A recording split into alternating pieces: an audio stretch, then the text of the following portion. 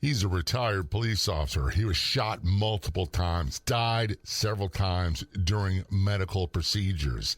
He's here to talk about his life after, his recovery, how it affected his family, and what he's doing about it today. Welcome to the Law Enforcement Talk Radio Show. In the Law Enforcement Talk Radio Show, we are joined by special guests talking about their experiences, the realities of investigating crimes, plus those who have experienced horrendous trauma. Police, first responders, military, and victims of crime share their stories. Hi, I'm John J. Wiley. In addition to being a broadcaster, I'm also a retired police sergeant. Be sure to check out our website, letradio.com, and also like us on Facebook. Search for the Law Enforcement Talk Radio Show. The Law Enforcement Talk Radio Show is brought to you in part by Newsbreak. Our profile on Newsbreak. Do a search on Newsbreak for the Law Enforcement Talk Radio Show. You can do a Google search. Just type in Law Enforcement Talk Newsbreak and you'll find our profile. Best of all, Newsbreak is free. You can download the app and have it on your phone for free. Get local news, get local information. You can get national news, all that stuff for free. The Google search is free, the website is free, and the app is free. So be sure when you have a chance to Google search for Law Enforcement Talk Newsbreak, follow us, and check out our articles. Remember, best of all, it's free. Joining us from Massachusetts, we have retired police officer Mario Oliveira on the phone. Mario's been on the show 2 times before, and it's a fascinating story. I'll give you a little heads up about it. Mario was shot multiple times. The dude died a couple times during medical procedures, which we'll talk about.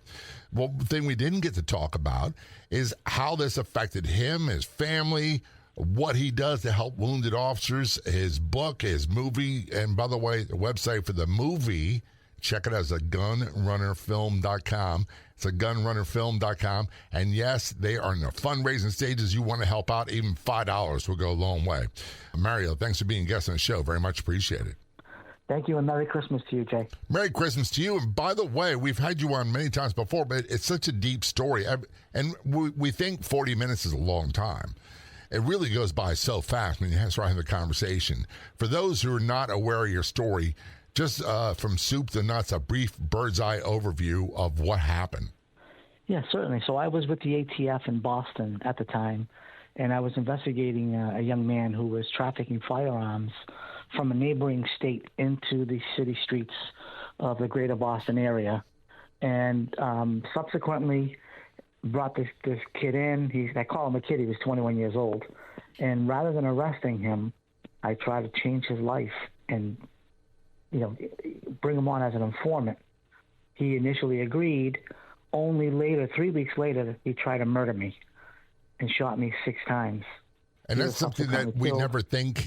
Look, I can just tell you from my experience, I was aware that could happen to me, but I never thought it would. Yeah, neither did I, to be honest with you. And that's the kind of thing that only happens to other people. It doesn't happen to, is it fair to say it doesn't happen to people like you and me? Yeah, well, we hope it would never happen, but unfortunately in our profession, anything can happen, as you well know. And when you were shot, I think it was 6 times, is that correct? That's correct, 6 times, point blank. You were in critical condition. You were on death's door. As a matter of fact, you died a couple times during the medical procedures, didn't you? Correct. I died 3 times, according to the doctors. And people would, I'm sure you've been asked this many times. Did you see the bright light? Did you experience any of that when you air quoted died? I had an amazing experience with the afterlife. I can say that. That's amazing. That's amazing. Have you found that people don't believe you when you tell them that? No, not really, because I have all the proof. I have my surgeon is still alive and he's still well and still practicing, and he'll tell you I was able to repeat his conversations that he had in the operating room. I told him what he did to me. All the while, he told me I was dead, and there was no way that I could know or hear any of this stuff. Right. So I have eyewitnesses that were there who are still with us today. Here's the thing I've found, Mario, and I'm going to phrase this as a question. I stopped trying to convince people. Those who don't believe my story, that's okay. They don't need to. I found there's nothing that's going to convince someone otherwise.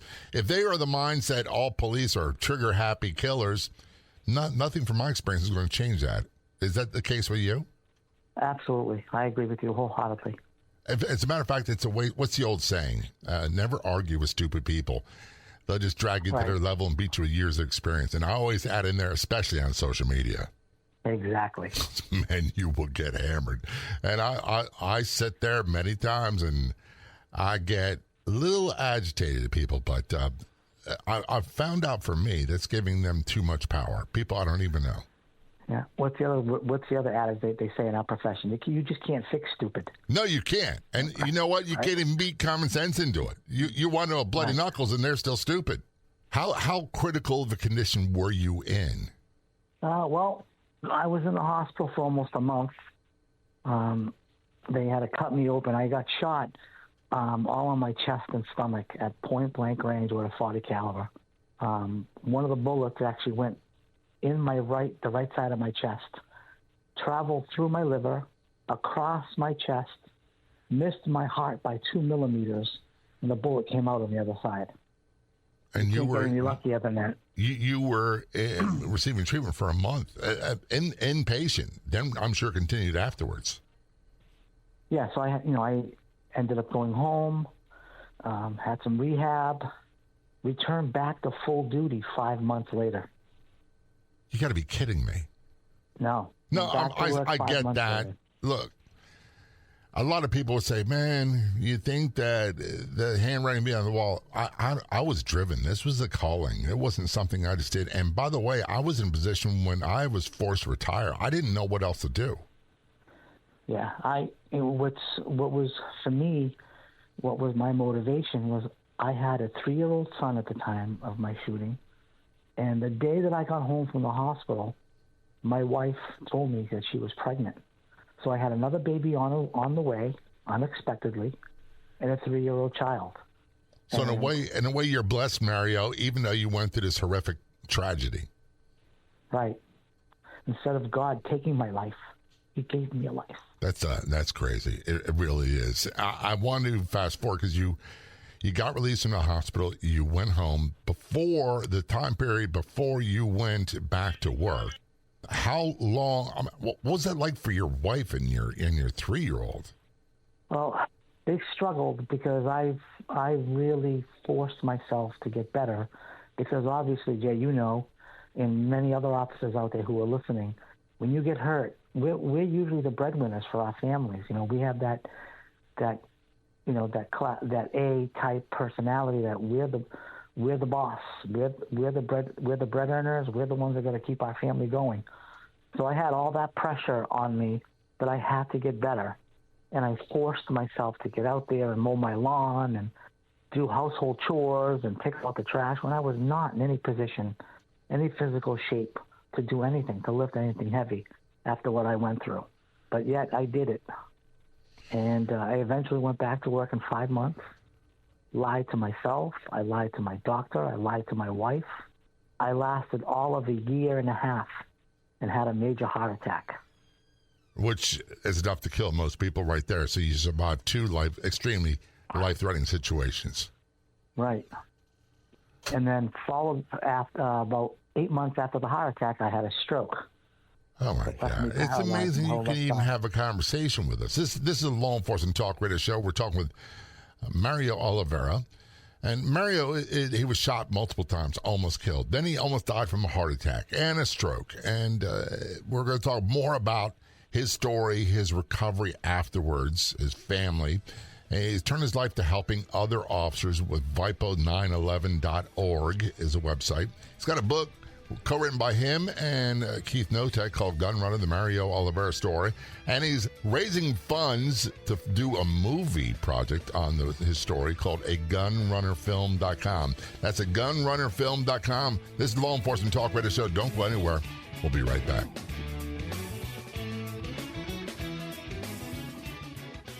Did you know that there are 3 things you can do to dramatically increase your revenue both offline and online? That's one of the things you'll learn at CreativeCon 2025. Plus, meet me, John J. Wiley, the host of the Law Enforcement Talk Radio Show and podcast at CreativeCon, located at the fabulous Intercontinental Hotel in Chicago, February 21st through 23rd. You'll learn how to take your business to the next level. CreativeCon 2025 is the ultimate business and networking event.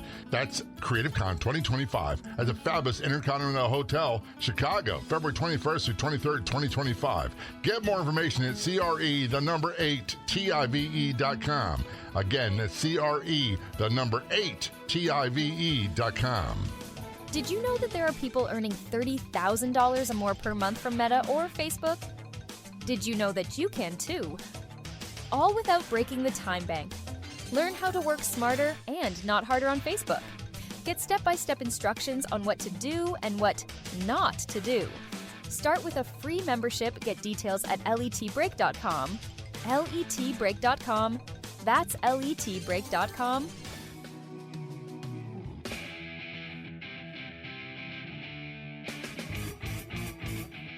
Return our conversation with Mario Oliveira. Mario is a retired police officer in Massachusetts. While detailed to the ATF, he was shot 6 times, died 3 times during surgery, during medical procedures, was released from the hospital after a month. We're going to talk about the situation with him and his family, but he's turned his life to helping other officers, other wounded officers, with VIPO911.org. That's VIPO911.org. He's co-written a book with Keith Notek called Gunrunner, the Mario Oliveira story, and he is starting a film, and they're doing a grassroots fundraising effort, which you can help. $5 donation go a long way. The website is gunrunnerfilm.com. That's gunrunnerfilm.com. Mario, I'm going to recap this very quickly because there's got 3 things that are so profound in your story. You're shot multiple times. That could have killed just about anyone. You had a heart attack. That could also kill just about anyone. And a stroke, which could have killed just about anyone. Do you ever think, man, 3rd time's the charm, there can't be a 4th? I'm done. I hope there's not a 4th. All right. Well, look, you're a relatively young man. Yeah, it's like you're a young man. You got a young family. You're not ready for this, are you? No, I'm not. Getting older is a privilege denied to many. I would, number one, I got to remind myself because I have plenty of aches and pains. I almost didn't survive my 30s. You look back and go, man, I almost didn't make it 3 times. Yeah. And yet you did all these things around the house that you weren't ready to do. What drove you to do that? I knew that if I just sat around, I would just dwindle to death. I needed to stay busy, focused, and if I could get things accomplished in my mind, then I was achieving a goal and I was moving forward. I don't like to move backwards. I like to move forward in a positive direction.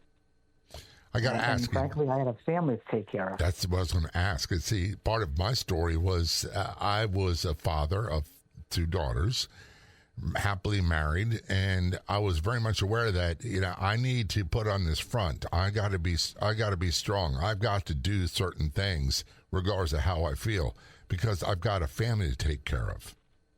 Right. And I also was a little bit of guilt, feeling that, and I'm not sure how to say this, Mary, so I'm just going to say it. I was married to a woman that she didn't sign up for this. And we didn't think it was going to happen. And all of a sudden I became severely afflicted. And I felt guilty that somehow I allowed this stuff to, for lack of better words, injure me emotionally, mentally, and physically. Did any of that play a part with you? Absolutely. You hit the nail on the head. That's exactly how I felt. Exactly. And I felt like I owed it to this person. I owed it to my daughters that I got. And part of it was what's the old saying? Never let them see you sweat. I didn't want other people to see me sweat. I'm going to be okay. I'm all right. And kind of, it kind of fed my ego that, look at him. He's back already. Right. But deep down inside, we're hurting. And we don't want anybody to know that we're hurting. And then there's also financial aspect of it that a lot of people don't realize that. And Mary and I have known each other a long time. My story, I got hurt and retired, what they call a 66 2/3 in Maryland, in Baltimore, or physical disability. And the day I retired, my health insurance tripled to become a third of my pension. And it was like, thank God I was still able to work. There's people that are in wheelchairs that couldn't work. And Mario, you've dealt with some of them, haven't you? Yes, I have. And all over the country. People would think that, man, you get hurt. It's like, and the cop said this to me, and they meant well. It's like, you're an easy street. And you just won the golden lottery ticket. It's completely the opposite, unfortunately. It didn't feel like that for me, did it? Did it feel like that way for you? No, it did not. Sadly, I was worth more dead than I was alive. Yeah. That's what I found out.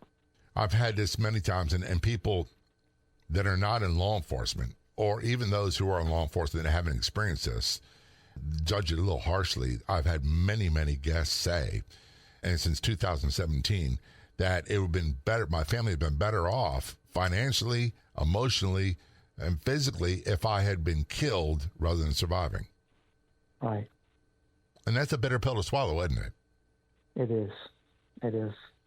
And I don't want to make this melancholy, but that drives part of your passion with VIPO 911, that things need to change. And this is something that, what's the old saying? We didn't get paid a lot. We didn't do stuff for money, but we got good benefits. And then it turns out a lot of those benefits were not that good. And here's the old saying that I always got.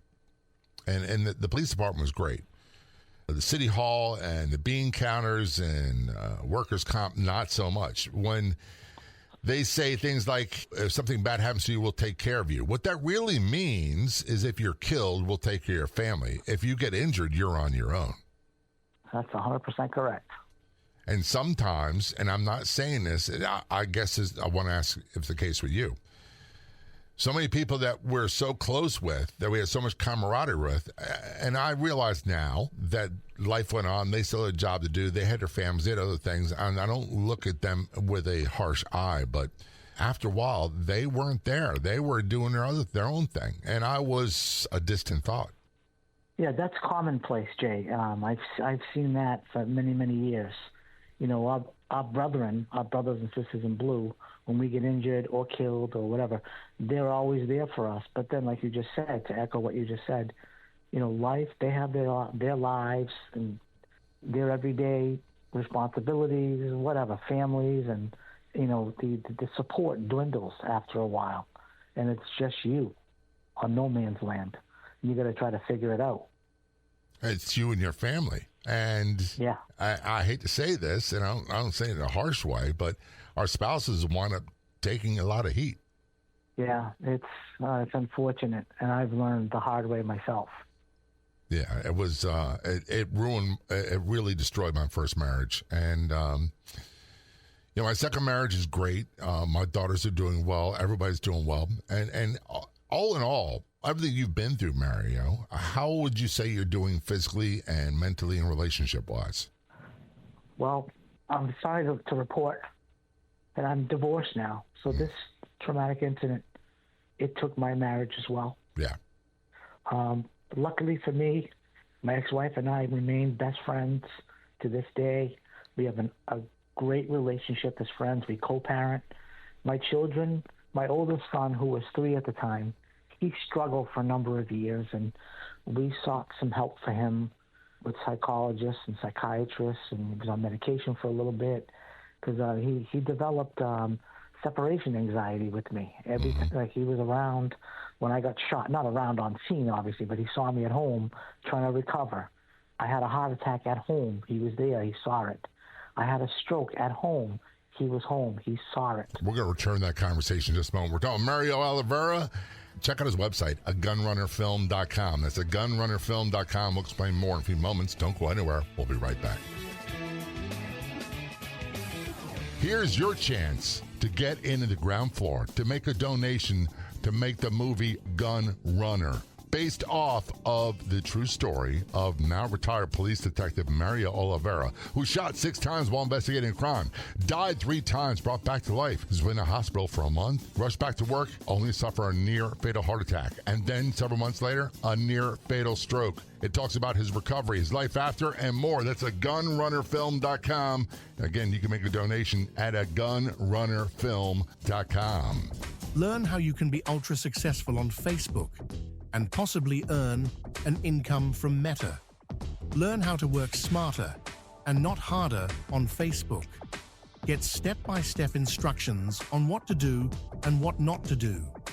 Start with a free membership. Get details at letbreak.com, letbreak.com. That's letbreak.com.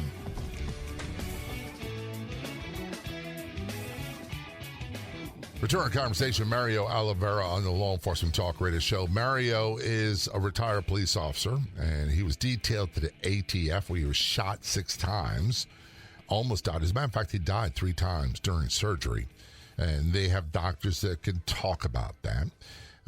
He suffered a heart attack when he returned on duty, a stroke, wound up retiring. Turned his efforts to helping a lot of other wounded officers across the country at VIPO911.org. That's VIPO911.org. He co-wrote a book with Keith Notek called Gunrunner, the Mario Oliveira story, and he is in the early stages raising funds for a movie about his story called at gunrunnerfilm.com. Check out at gunrunnerfilm.com. Any donation you can make will go a long way to making this film reality. Even $5 would be a big help. Before we went to break, Mario, you talked about, and sadly this happened with me as well, a divorce. And it took a lot of adjusting. And I said before, my daughters are doing well. My wife now as well. But you went through a divorce, and your 3-year-old at the time started developing separation anxiety, and you sought help for him.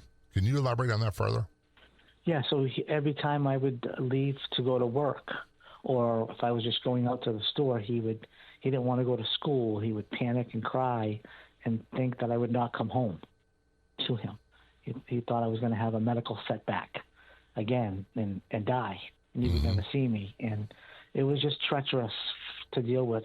And, I tell people, Jay, all the time, my wife and I were left with this burden to see my child suffer this way for something that I did at work. Right. They didn't deserve this. No, they didn't sign up for that. My wife, or my son, why are they being punished emotionally and psychologically for something that we have to do at work to protect the public? And I never received a call from anybody from City Hall, like you mentioned earlier. My department was great. Don't get me wrong; they were awesome. But city administrators, they don't know that this goes on behind closed doors. Most people don't know. My wife knows, and my ex-wife knows, but here's the reality: is that I see this every election season. There's these big commercials about the evil corporations done and they're replacing people, blah blah blah. The biggest offenders, I'm going to tell you right now, are the city, county, and state governments, and let's throw federal government in there as well. Because when police officers or federal agents or state troopers get injured and can no longer do the job, they turn their backs on them. Right. And there's no way to say it. And that's the bean counters are the absolute worst. The departments, they do everything they can, but man, life goes on. They got a job to do, and it doesn't stop. Yeah, sadly true. Sad but true.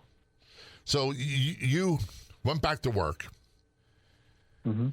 You lied to everybody to get back to work. And I understand it, and I don't want to focus on that a lot. And then you had a heart attack and a stroke, and then you decided, the doctors, the lawyers, everybody, that you're done. It's time for you to move on. How old were you at that point? I was 42 years old. Yeah, that's a young guy. And you had a 3-year-old, well, soon to be 4-year-old at home, and a newborn heading your way. Correct.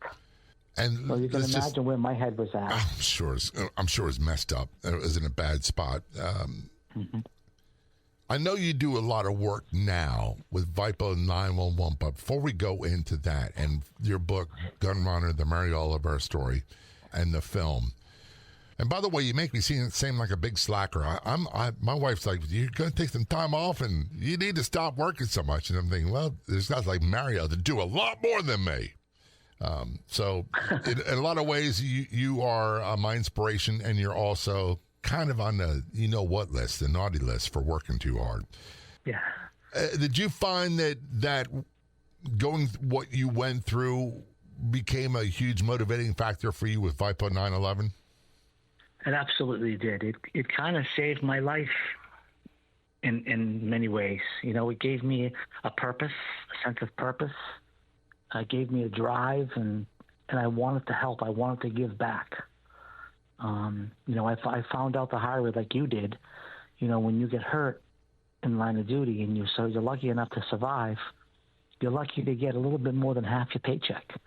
And then you're kicked to the curb, and you're left to fend for yourself and to take care of your family. And then in a lot of different states, because every state's different, like in Massachusetts, you're capped at what you can earn over and above what you get from your retirement, your disability retirement. It used to be that way for us, and then they changed it several years later. I thought to myself, I'm like, how wrong is that? You know, when you die in the line of duty, there's a federal payout, tax-free. There's a state payout, tax-free.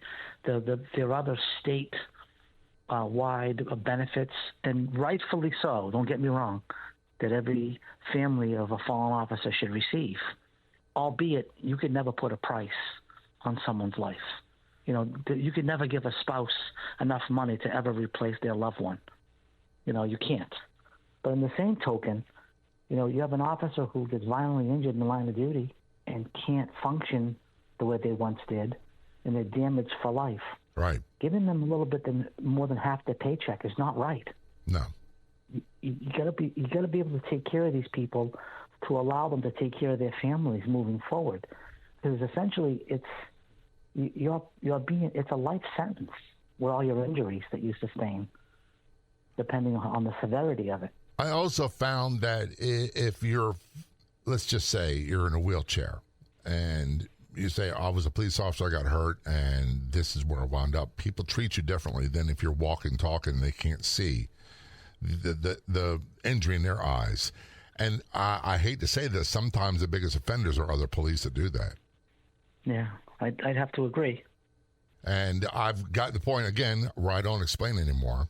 Look, if people looked at me closely, they could figure out the disability. But when you look at me generally, you just say, oh, it seems like a regular guy. He's in his 60s. He's in good shape. I have a total fusion in my right hand and right wrist, and I'm right-handed. And there's certain things I can't do, certain things I learn to do differently. But things like tying my shoes, I still can't do. It's something as stupid as that 3-year-olds are taught you can't do. Right.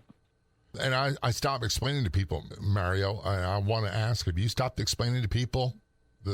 I say this, not everything about me is not for everybody, and some people, even other police, have not earned the right to know. Yeah, for me, it's a new normal. You just you adjust to what you can and can't do, and you recalibrate, and you just do the best that you can moving forward. So much like you, you know, there are certain things that I could do before that I can't do now and haven't been able to do for the last 10 years. Right. But I don't complain. I just keep my mouth shut and I just keep plugging away, showing people that no matter how hard you fall into that deep hole, there's always a part of you that can get yourself out of it. It's just how hard are you willing to try to get out of that hole that you're in. How long did you turn your efforts to 911 and helping other officers, which you still do, before you wrote the book? I started this organization in 2013, and I've been at it ever since. And then you started the book about how long ago? Gunrunner, the Mario Oliveira story. It came out in 2022, and I started it in 2020. So this is why I say this, Mario. You're still working on things. And by the way, gunrunnerfilm.com is a website for the film version of Gunrunner, the Mario Oliveira story. And it is in the fundraising efforts. And there's a grassroots effort to get this thing funded. So check out gunrunnerfilm.com. That's gunrunnerfilm.com. And make a donation today.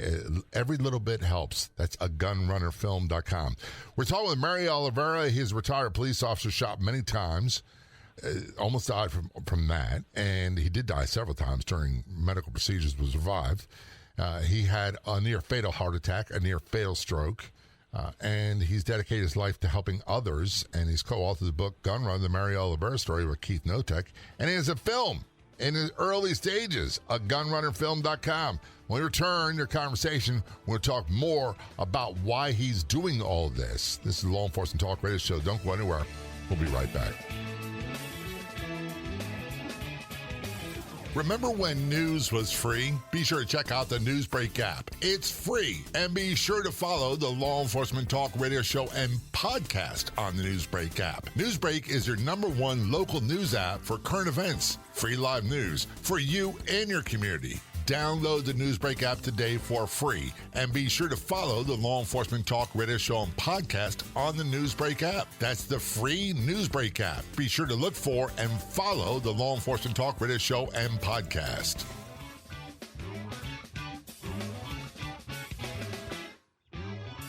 Return conversation with Mario Oliveira.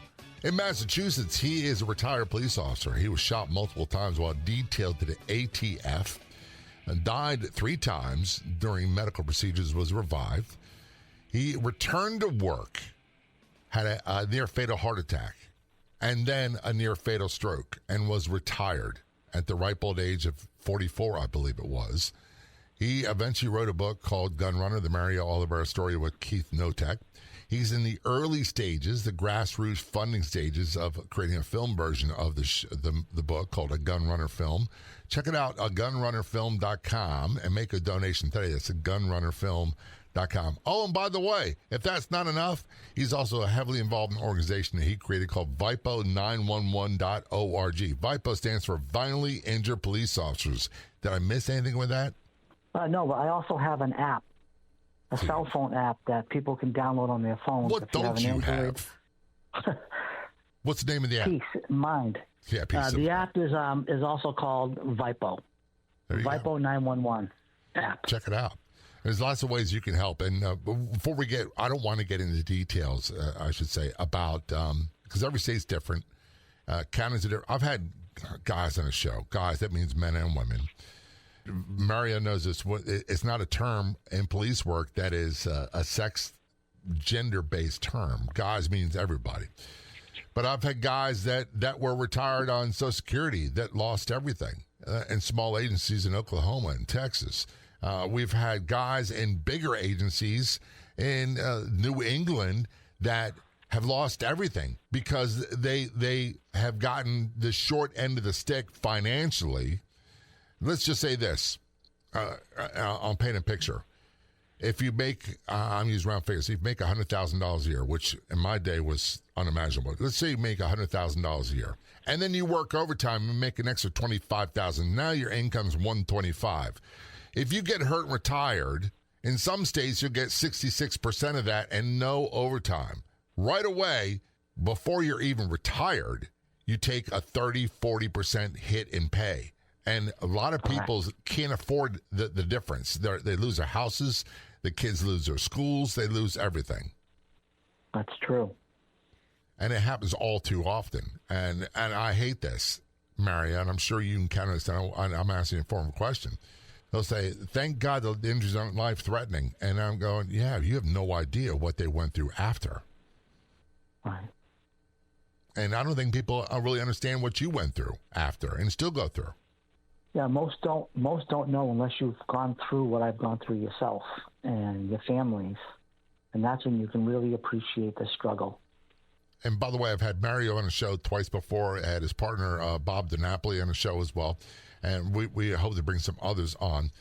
And there are some that really cannot talk. I've had a guy on, and I can't remember his name, but he and his wife, and he was shot in the head and survived. No one expected him to survive. He's a police officer. I believe it was in Missouri or Illinois. And he could barely speak, but he's a functioning, and he's left blind in one eye. These miracles do occur. They are miracles, but there's a lot of tragedy that happens afterwards. And is that what prompted you to write the book, Gunrunner, the Mario Oliveira story with Keith Notek? Yeah, I wanted to kind of highlight the injustice, if you will. You know, had I died the night that I was shot, you know, my wife and child would have received, like I mentioned earlier, a federal benefit, a state benefit, real estate taxes on our home that we owned at the time. My son would have went to college for free for 4 years. there are a lot of different benefits here in Mass. But because I survived, I was left with a little bit more than half my paycheck.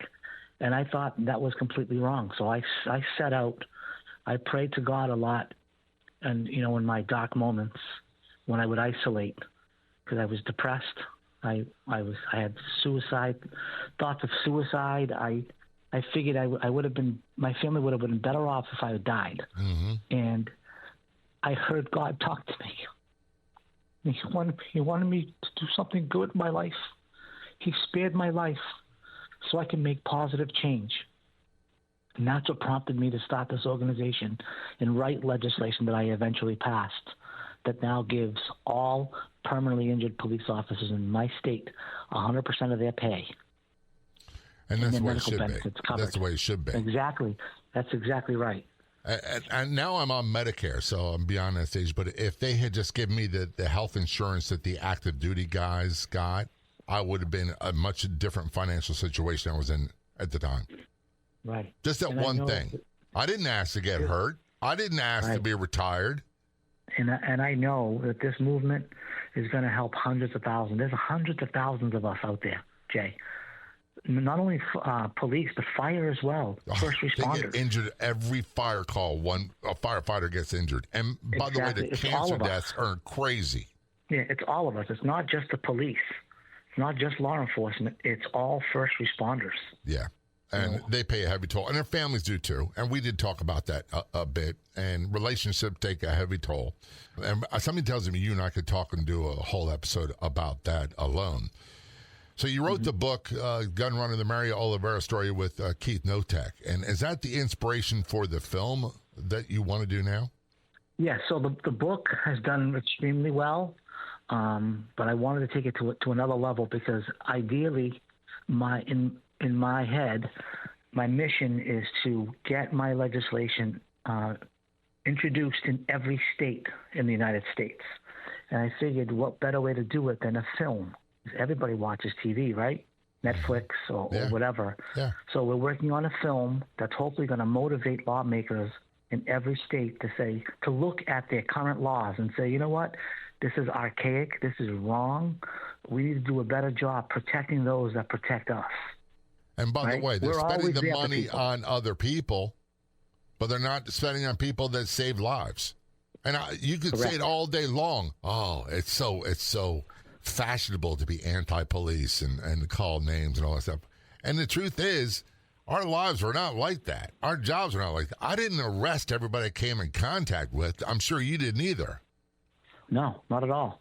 It was the opposite. I try actually help more people than I arrested. I tell everybody, Jay, we are the guardians of our community. Yeah. Without us, there is nothing left but anarchy. And by the way, Mario's story, check it out at vipo911.org. You'll find some information about it. And people can contact you as well. Bob the Napoli, his partner, he's got a hair-raising story as well. Someone that was on the show a couple times from Connecticut, Jill Kiddick. She's a member of the organization, and she has gone through, you would not believe the things that have happened from the state government that is hard not to take personal. Not just the state government, the federal government as well. And I don't want to tell her story, but how can people help with a Gunrunner film? Because you're in the grassroots fundraising stages, aren't you? I urge you all, if you find it within your hearts, to go on www.agunrunnerfilm.com, and there's some testimonials of officers that I've helped throughout the United States get 100% of their pay, justifiably so. There's information on the progress of the film, and if you can find it within your hearts to make a donation, there's a different amount, or you can click custom amount and give whatever you can give. Help me make this happen because I can't do it alone. It's a big step. I'm hoping that we got some great lawmakers coming into office this new year, and they watch the film and they hear our voice, and we can get this film done out into the theaters, out into the public eye, and together we can make change. Mario, positive change. Appreciate all you do. I really appreciate you coming on the Law Enforcement Talk Radio Show, telling your story and your service. All very much appreciated. Thank you, sir. I'm much appreciated. God bless you and your family. A huge thank you for listening to this episode of the podcast version of the Law Enforcement Talk Radio Show, by the way, which is a nationally syndicated radio show. And we broadcast on over 115 radio stations across the United States to more than 44 million combined population. If you like our show, there's two simple things you can do. Go to our website, letradio.com. Add your favorites. Check it often. You can find episodes of the show right there. And the second one involves our Facebook page. It's so easy to find great content, including past episodes of the show. And when you see something that you like, that resonates with you, be sure to share it with your friends. We'll be back in just a few days, another episode of the Law Enforcement Talk Radio Show and podcast. Until then, this is John J. Wiley. See ya.